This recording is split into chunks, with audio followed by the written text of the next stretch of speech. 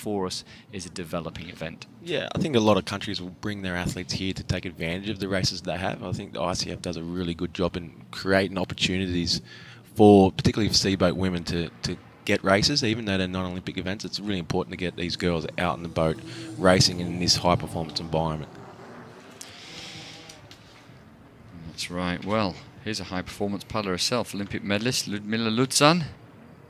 She's already been busy this morning. We've seen her already in action in the C2, but she's doing the C1000 meters this time. We've got Lee. It will be in lane 2. Annika Lusk from Germany goes in 3. Anna Palmer, I should say.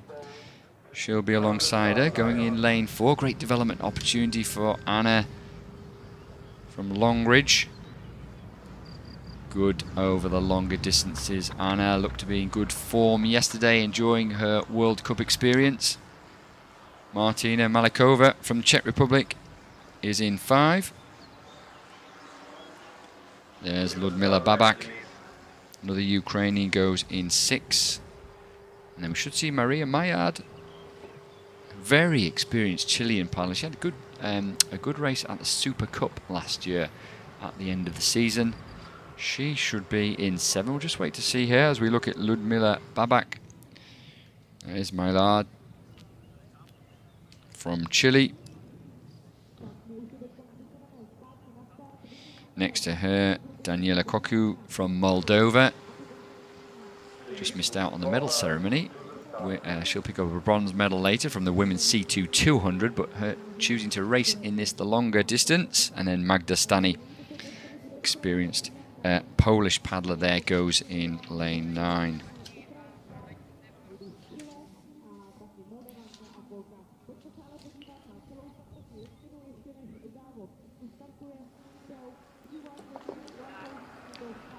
I dare say these girls will be very thankful that that tailwind has straightened out. It'll be very difficult. It's still that strong cross, doing 1,000 metres over this full distance. So knowing that straight tail will just make their lives a bit easier over this longer distance.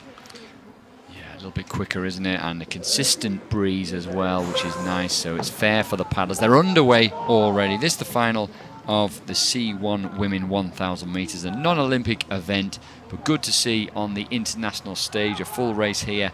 And as you've said, over 1,000 metres. It's a long race, this one. And this will be about pacing, about finding their rhythm, about really trying to get into that rhythm that they can just keep the stroke long, they can feel that boat glide and let it glide and not force the pace and then have something later on. Oh, absolutely. Pacing and efficiency over the 1,000 metres is critical. Knowing what the tailwind has to offer these girls, they'll be certainly working on that strong catch acceleration phase. Post that exit on the blade, they'll be just looking to run that boat, maximising that tailwind just to push them along a little bit more. Yeah.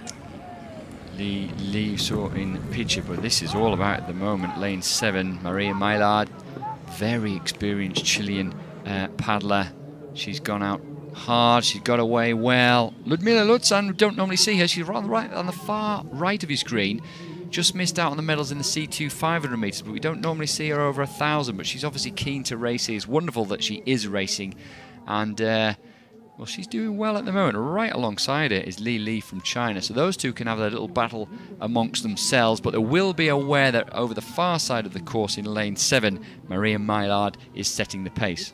Yeah, certainly over these distances, it's really quite hard to predict performances on these developing events. C1000, you never know where they are in their terms of their training, whether they are focusing on the shorter type of training or a little bit more aerobic based. So for us, watching this could come as a bit of a surprise where the performances come, particularly based on the lane designation.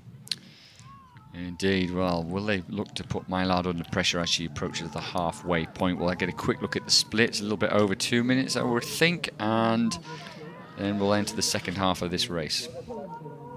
Chinese girl holding that rate up a little bit higher comparatively to the Ukrainian girl next to it. You can see just the separation of styles there. The Chinese just keeps it on her work, just keep it light, whereas the Ukrainian next to her is probably just, or is it Yep, Ukrainian next to her has just got a little bit longer stroke, stronger, and just focus on just more boat run.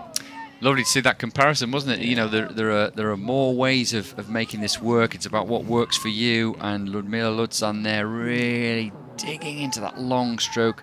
Chinese paddler, as you said, Lee, just keeping it chopping, keeping it on top of it. And that's the wonderful thing about particularly canoe racing, actually, perhaps more so than kayaks. There's slightly different ways of doing it. So we're getting to the final quarter of the race. So even if this is a kayak, if this is a canoe, what would be their plan as they're approaching the last 250 metres? Traditionally, most 1,000-metre paddlers, they'll be really sucking in deep right now, just trying to hold their form, hold their structure, hold that discipline and the technique, making sure they just keep that boat running through this third 250. This is always the hole right now through this third 250 because everyone wants to push really hard this last 250. So it's a really tricky situation where you want to try and just taking that breath, be ready to go, but not lose speed. I mean, the biggest mistake for most 1,000-metre paddlers is they come off the pressure in that third 250 in anticipation for the fourth 250. So that's where gains can be really made in that third 250, where athletes or crews come off the work, and then you can push away. So that's something that we really worked on in the Australian team. We made sure we had a strong third 250 where we capitalised. Yeah, and that's a little bit about confidence as well, knowing that you've got the fitness, you've done the training, you don't have to save yourself for the final 250 metres. And if you're right at the very forefront, as you were, you can't afford to do that either. And we can see Ludmili Luzan really making a good race of this now. She's a popular paddler, as we know. She would be anyway, but given that she's Ukrainian, the difficulties that they've had, she would be a very, very popular winner. And it looks like she's leading. She's got the better of Maillard, who's picked up a stroke rate. Look at that sheer determination on her face. She is having it, absolutely. And this will be a very, very popular gold medal. A popular winner, a wonderful paddler over 200, 500, and now 1,000 metres. Ludmili Luzan takes the win. Maria Maillard from Chile in second, and Li from China in third.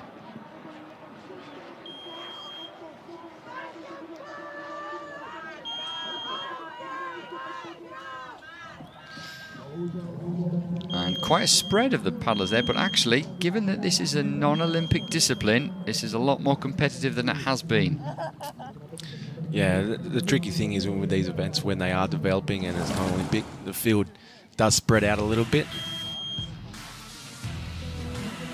It does indeed. So persuade us. The ICF are listening, David. Why should we be keeping the 1,000-metre races? It seems they're going shorter and shorter, but your event, the K2,000 metres, the K4,000 metres, it's a great event, isn't it? I mean, I certainly do see value of the 500s, particularly with K1, K2, those type scenarios. But the K4, I mean, I'm speaking specifically around what I've experienced with the K4 meant in that the K4 is a big boat.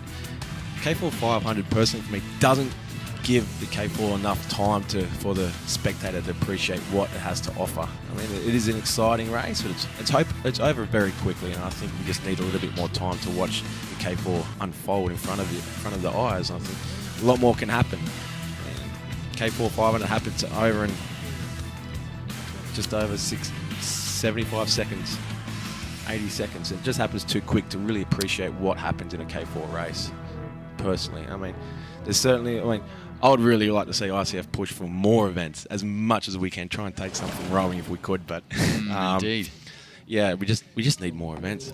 Yeah, that would be great, wouldn't it? And this will be a great interview. Ross is down there on the pontoon with the winner of the C1 1,000 metres, Ludmili Luzan. Ludmila, congratulations. A hard race, but you have the gold medal. Well done. Дякую, я дуже задоволена цією дистанцією. Я вперше змагалася 1000 метрів. І ця перемога я присвячую Україні.